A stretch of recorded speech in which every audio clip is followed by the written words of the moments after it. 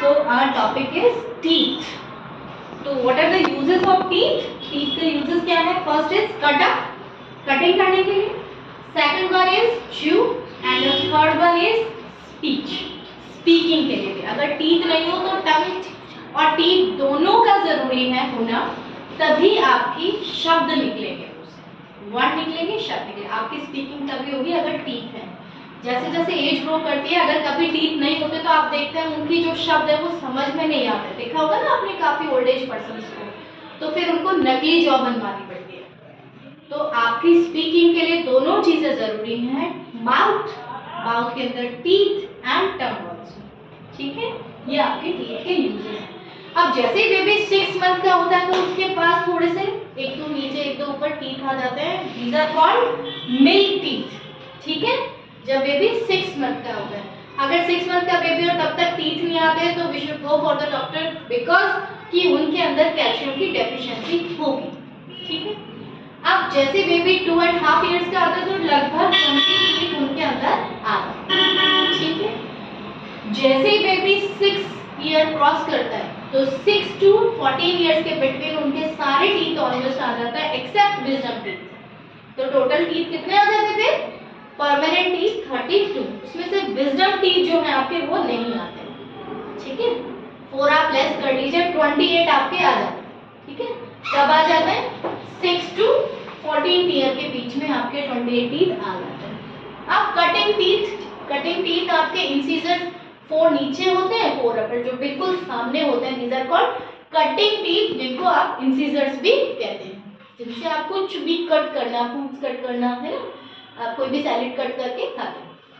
Second one is pointing teeth, जो incisors हैं उनके साइड में होते हैं. तो नीचे एक इधर, इसी तरह से एक इधर. समझ गए आप? कैनाइड्स कितने, इंसिजर्स कितने होते हैं? 4 ऊपर अपर जॉ में, 4 लोअर जॉ. ठीक है, और उनके पास में 2 कौन से होते हैं? कैनाइन. ठीक है, अब उसके बाद होते हैं मोलर्स, जो आपके यहाँ पे अभी 6 हो गए आपके. ठीक है, 6 नीचे हो गए, 6 ऊपर हो गए.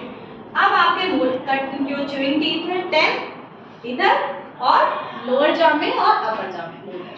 तो टोटल हो गए आपके 32.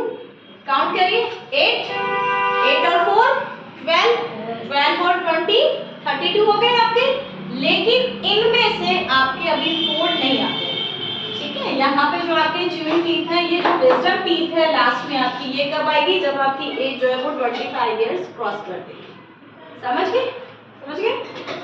और विजडम टीथ आपका उसे कहते हैं कि जब तक आपके अंदर विजडम नहीं आई तो आपके अंदर विजडम टीथ भी नहीं आएगा. ठीक है, आपके जो टीथ है, जो अपर पार्ट आपको दिखता है वो क्या होता है? क्राउन. और जो आपके गम्स के अंदर वो पार्ट कौन सा होता है आपका? गम्स. ठीक है, और जो अपर पार्ट जो टीथ आपका दिख रहा है वो किससे कवर्ड रहता है? इनामल से. तो जब आप ब्रश करते हैं, आप ऑफ कोर्स आपको टीथ को क्लीन करना तो बहुत ज्यादा जरूरी है. अगर आप टीथ को क्लीन नहीं करेंगे तो जो जम्स रह गए आपके गम्स के पास में, वो आपके गम्स को सड़ा देंगे. और जैसे सड़ाएंगे तो जो उनकी आपका जो क्राउन है ना, उसके रूट्स को वीक कर देता है और वो टीथ आपका फॉल आउट हो जाता है. ठीक है, इसीलिए टूथ डिके की आपकी प्रॉब्लम हो जाती है.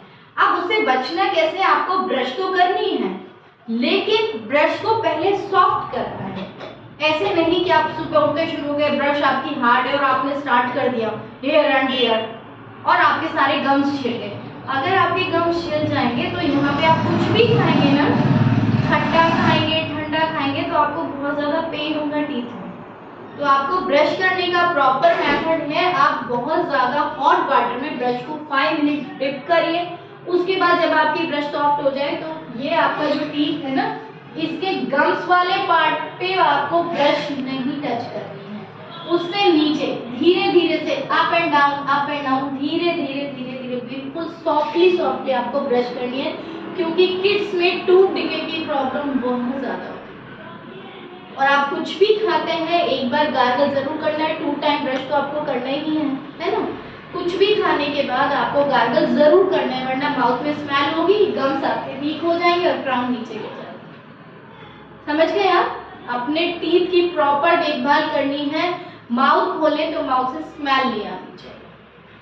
ठीक है, समझ गए आप?